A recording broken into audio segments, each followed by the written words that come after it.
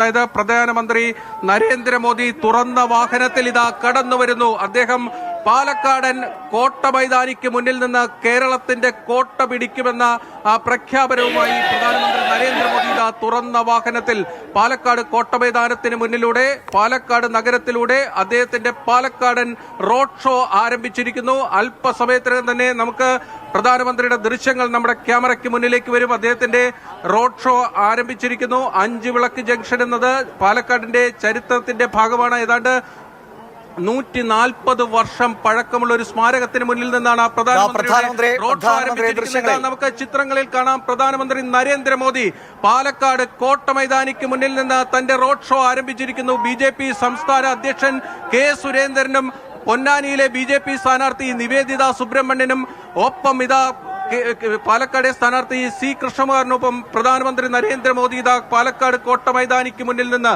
തന്റെ road show ആരംഭിച്ചിരിക്കുന്നു. പാലക്കാട് പിടിക്കുക എന്ന ലക്ഷ്യത്തോടെയാണ്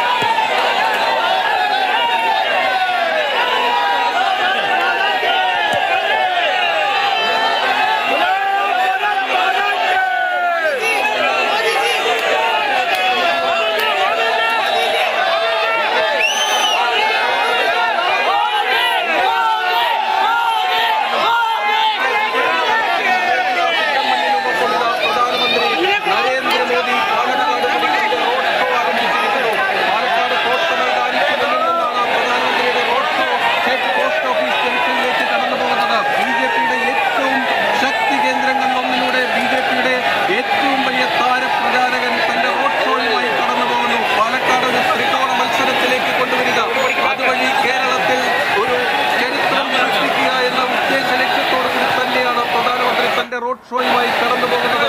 ശക്തമായി വലിയ പ്രചാരണ പ്രവർത്തനങ്ങളിലേക്ക് അദ്ദേഹം കടന്നു കഴിഞ്ഞു.